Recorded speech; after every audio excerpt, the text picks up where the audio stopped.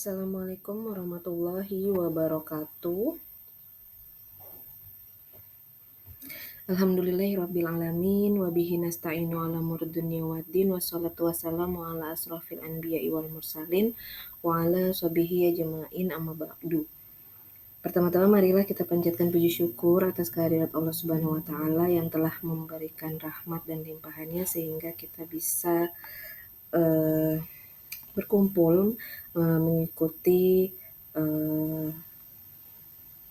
video saya untuk mempresentasikan terkait dengan tema tantangan Pancasila di Indonesia pada saat ini dengan judul Menjaga Warisan Luhur di Indonesia. Yang saya hormati Bapak Ferry Widodo SE MM selaku dosen mata kuliah pada Universitas Sibermu. Yang saya hormati Bapak Ibu serta rekan-rekan yang ada di YouTube. Perkenalkan, saya Juwita, NPM saya 2025050004 dari PJJ S1 Manajemen Universitas Siber Muhammadiyah. Pada kesempatan hari ini saya akan mempresentasikan tugas tentang tema tantangan Pancasila di Indonesia pada saat ini dengan judul Menjaga Warisan Luhur di Indonesia. Baiklah, kita akan mulai. Yang pertama, warisan luhur di Indonesia adalah kekayaan budaya dan tradisi yang diturunkan dari generasi ke generasi, mencakup nilai moral kearifan lokal hingga mahakarya seni. Nilai-nilai ini menjadi pondasi karakter bangsa yang menjunjung tinggi keharmonisan sosial dan gotong royong. Warisan luhur bangsa Indonesia itu terdiri dari dua kategori utama, yaitu nilai-nilai ideologi dan falsafah serta warisan budaya. Keduanya mencakup kekayaan moral dan identitas yang dijaga turun-temurun. Yang pertama kali ini yang saya akan bahas yaitu terkait dengan warisan nilai luhur bangsa, ideologi dan karakter budaya Indonesia. Yang pertama yaitu adalah Pancasila, di mana Pancasila merupakan kristalisasi nilai-nilai dasar negara yang diangkat dari adat istiadat dan kebudayaan asli masyarakat di Indonesia. Terdiri dari 5 prinsip yaitu ketuhanan, kemanusiaan, persatuan, kerakyatan, dan keadilan sosial. Kemudian yang kedua adalah Bhinneka Tunggal Ika yang merupakan warisan dari Kitab Sutasoma karya Empu Tantular pada masa Kerajaan Majapahit yang menjadi pedoman hidup untuk bersatu di tengah keberagaman suku, ras, dan agama. Yang ketiga yaitu kearifan lokal merupakan berbagai nilai filosofis kedaerahan seperti gotong royong, kemudian tepak selira dan musyawarah yang mengatur hubungan antar manusia dan alam. Kemudian yang kedua adanya warisan luhur budaya di Indonesia yaitu terbagi menjadi dua kategori yaitu warisan budaya benda, kemudian warisan budaya tak benda, di mana warisan budaya benda ini sudah diakui oleh dunia yaitu UNESCO, yaitu yang pertama adalah Candi Borobudur dan Prambanan, di mana warisan sejarah agama Buddha dan Hindu yang menjadi bukti kemajuan peradaban di masa lalu. Yang kedua adalah sistem Subak Bali, di mana organisasi kemasyarakatan yang mengatur sistem pengairan sawah tradisional yang berlandaskan filosofi Trihita Karana. Kemudian yang ketiga adanya warisan tambang batu bara Ombilin Sawah Lunto, yaitu bukti rekayasa perintis pertambangan di Sumatera Barat yang diakui sebagai warisan dunia. Kemudian yang keempat ada situs manusia Purba Sangiran, yaitu merupakan salah satu situs yang terpenting di dunia untuk mempelajari fosil manusia purba.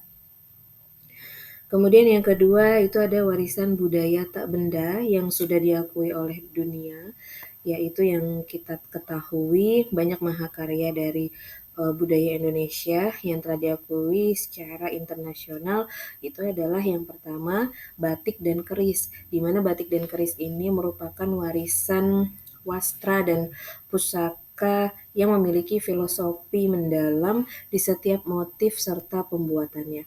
Kemudian yang kedua itu ada wayang kulit dan gamelan, di mana seni pertunjukan dan musik tradisional yang menjadi identitas budaya yang sangat khas. Kemudian yang ketiga ada angklung, di mana angklung ini merupakan alat musik bambu dari Jawa Barat yang melambangkan kerjasama dan harmoni. Kemudian yang keempat adanya tari saman.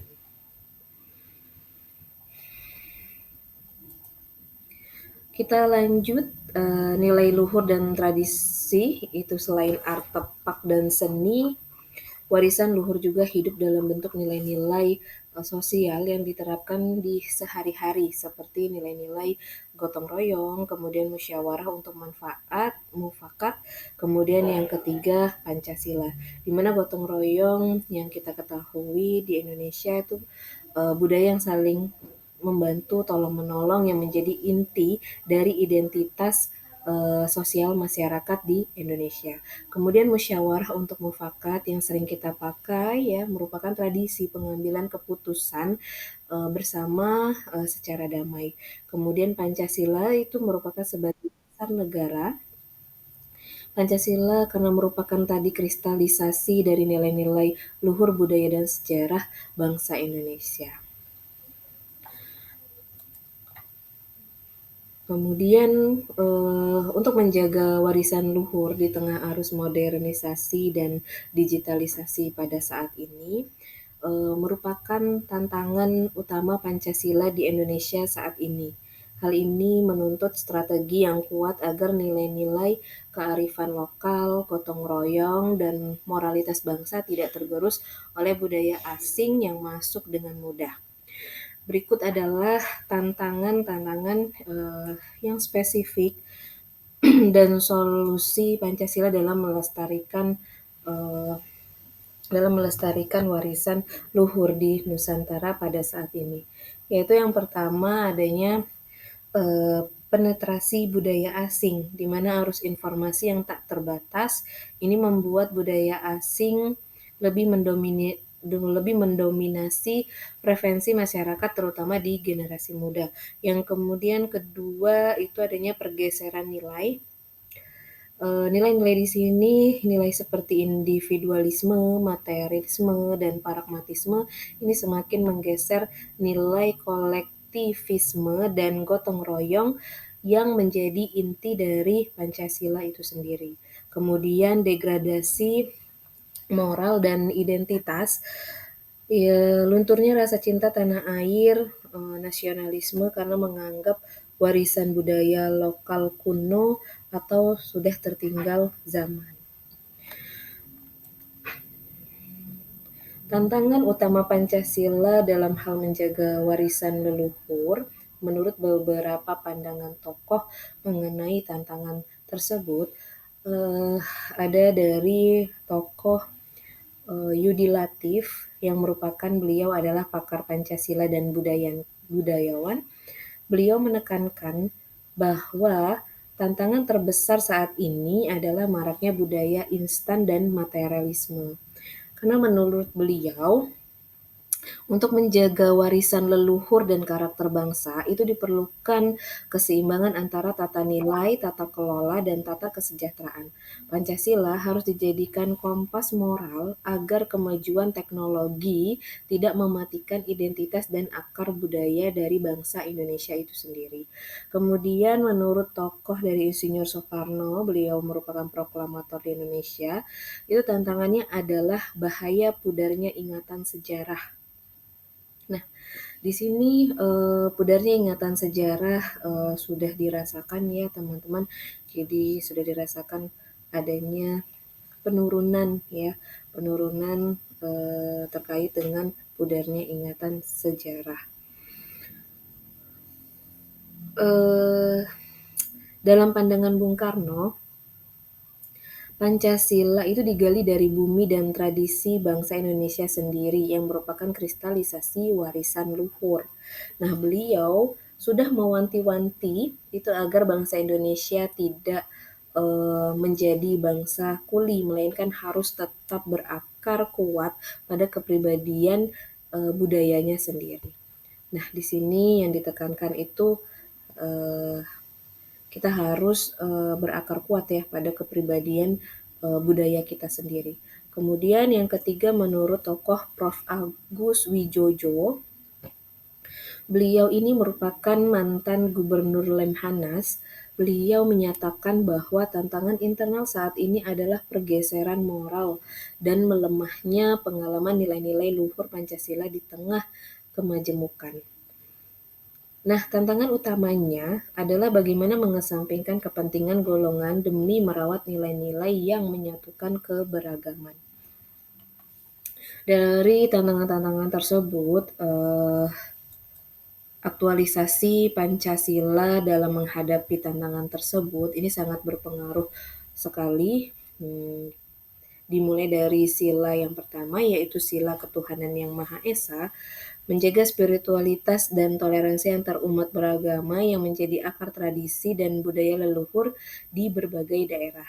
Kemudian yang kedua itu ada sila kemanusiaan yang adil dan beradab, di mana pada sila ini bangsa Indonesia itu menyaring budaya luar yang masuk ke Indonesia dengan mengedepankan etika, adab, dan sopan santun yang sesuai dengan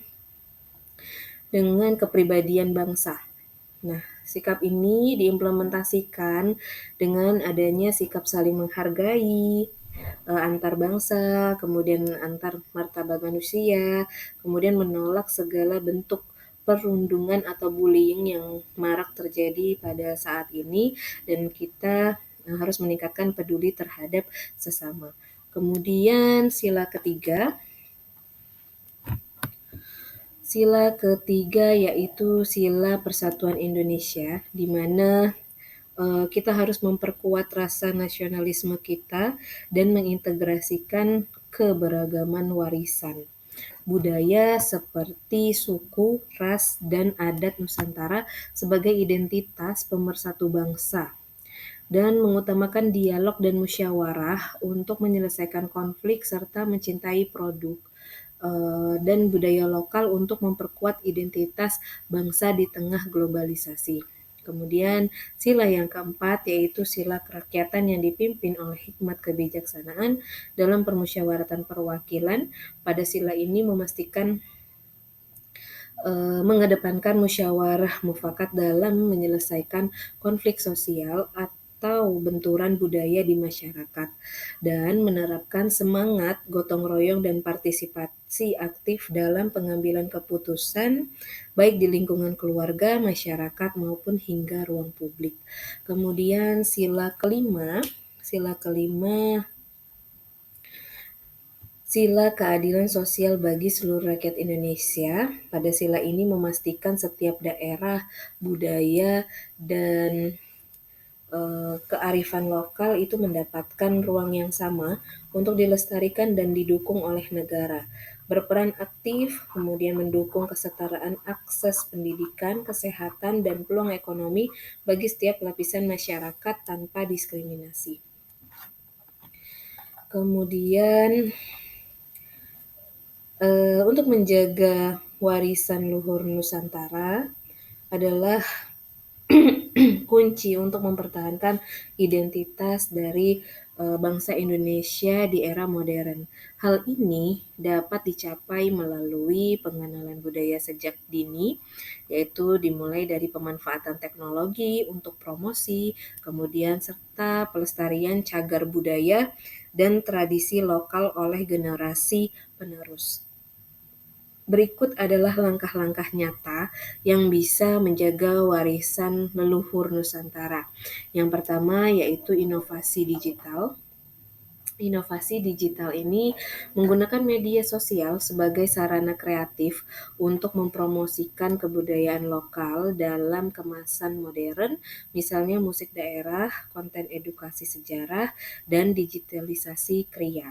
Kemudian yang kedua adanya pendidikan karakter di mana kita memperkuat kurikulum pendidikan di sekolah yaitu dengan mengintegrasikan ajaran luhur Pancasila dengan kearifan lokal setempat.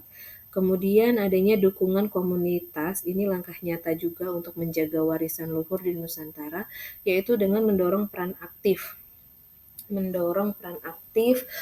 komunitas pemuda, budayawan, dan penggiat seni untuk terus menghidupkan tradisi dan adat istiadat di tengah masyarakat. Kemudian mengenalkan budaya sejak dini, yaitu masukkan nilai-nilai kearifan lokal ke dalam kurikulum pendidikan dan kehidupan agar eh, kehidupan keluarga ya tentunya, karena agar generasi muda lebih mencintai budaya Indonesia itu sendiri. Kemudian Pemanfaatan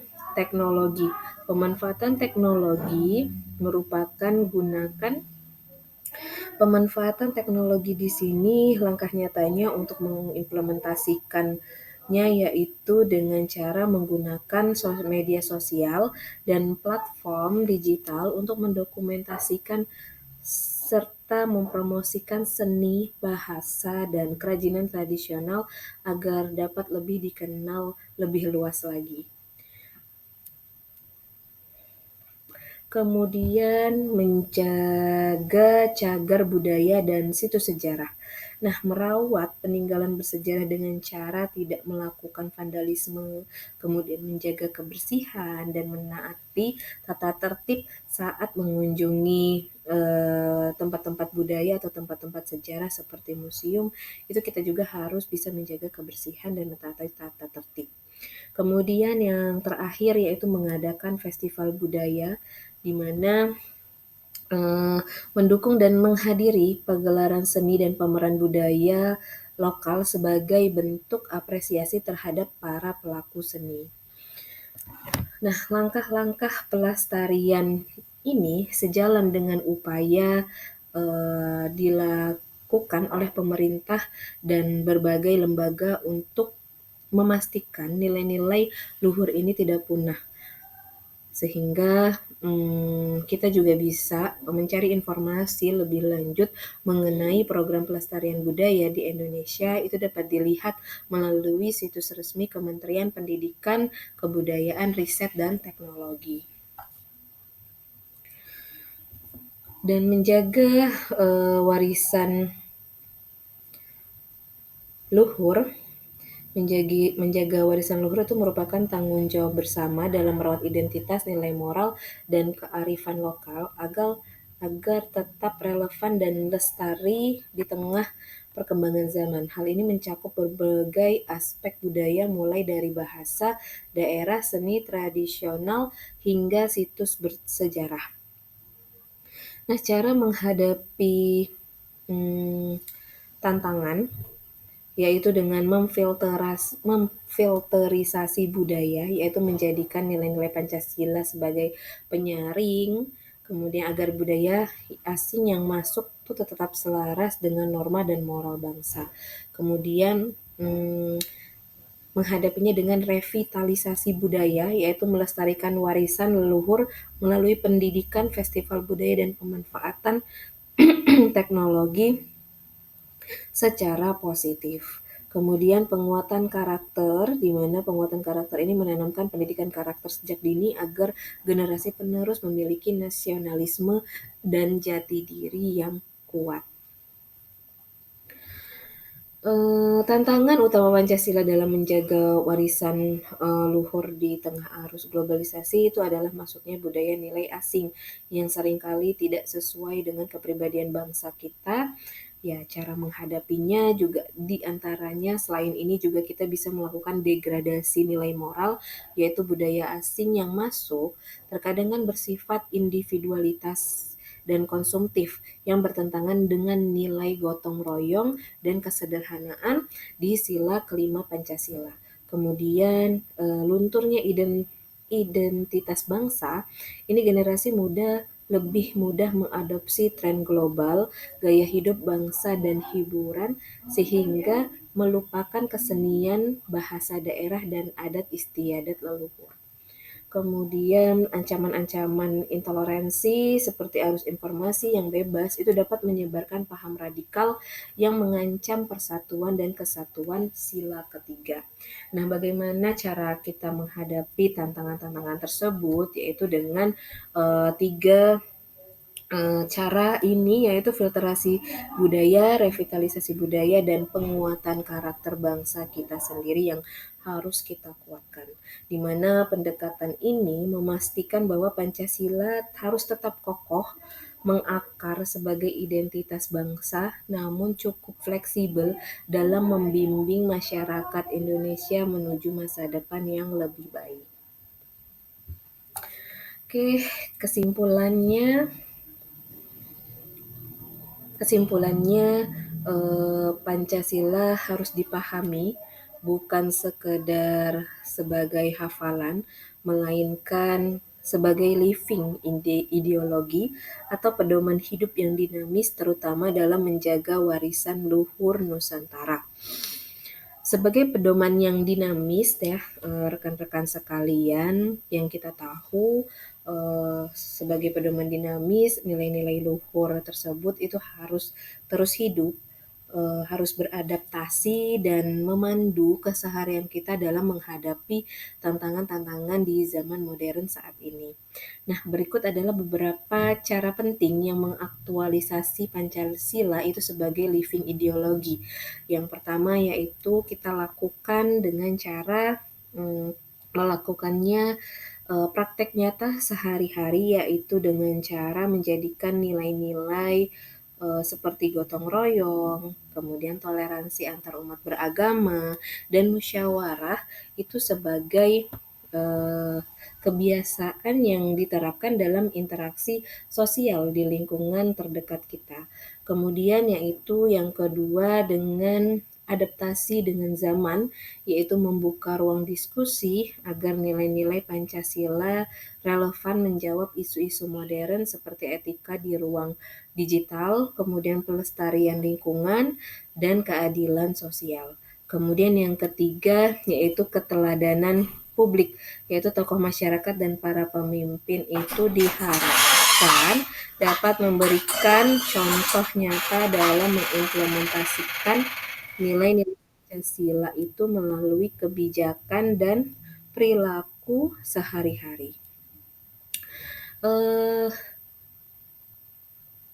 Langkah-langkah pelestarian ini memang harus sejalan ya dengan upaya yang dilakukan oleh pemerintah dan berbagai lembaga. Oleh karena itu, kita sebagai masyarakat di Indonesia juga harus turut serta dan mendukung mendukung dan memastikan nilai-nilai luhur ini tidak punah di bangsa kita sendiri. Jadi teman-teman, menjaga warisan leluhur ini merupakan tanggung jawab kita bersama, sehingga kita memiliki peran yang sangat penting ya, di mana kita juga memiliki tanggung jawab ya untuk menjaga warisan leluhur di Nusantara. Itu saja teman-teman dari kesimpulannya pada hari ini ya. Pancasila memang harus dipahami bukan sekadar sebagai hafalan, melainkan sebagai living ideologi. Baiklah, terima kasih sudah mendengarkan presentasi dari saya. Semoga bisa bermanfaat. Ini ada kata-kata sedikit yaitu menjaga warisan luhur adalah merawat akar budaya dan nilai kehidupan agar tidak lekang oleh zaman. Karena memang menjaga warisan luhur ini tadi yang saya tekankan bahwa kita semua masyarakat bangsa di Indonesia ini memiliki peran dan tanggung jawab untuk menjaga warisan leluhur ini agar tidak punah dan tidak kemudian tidak luntur, sehingga kita semuanya masyarakat Indonesia itu memiliki nasionalisme atau memiliki rasa cinta terhadap Indonesia itu bisa dijaga dan tidak dipengaruhi oleh budaya asing. Itu saja yang bisa saya sampaikan. Semoga presentasi saya pada hari ini bisa bermanfaat untuk rekan-rekan dan teman-teman sekalian. Semoga bisa menjadi tambahan ilmu dan pengetahuan untuk kita semua, di mana menjaga warisan leluhur ini memang sangat penting di kehidupan sehari-hari. Sebelum saya akhiri, saya ingin berterima kasih atas kesempatan dan waktunya yang telah diberikan. Dan jika memang ada kesalahan dalam pengucapan atau dalam menginterpretasikan, saya mohon maaf dan kepada Allah saya mohon ampun. Saya akhiri dengan membaca hamdalah, alhamdulillahirobbilalamin. Jika memang ada pertanyaan atau ada yang mau didiskusikan, bisa teman-teman mengisi kolom komentar yang ada di link YouTube ini. Terima kasih sekali lagi. Saya akhiri dengan menutupnya dengan membaca doa kifaratul majelis. Subhanakallah wa bihamdika asyhadu alla ilaha illa anta astaghfiruka wa atubu ilaik. Saya Juwita dari manajemen S1 Manajemen dari Universitas Siber Muhammadiyah. Pamit undur diri. Sampai berjumpa kembali. Selamat siang. Saya akhiri. Wassalamualaikum warahmatullahi wabarakatuh.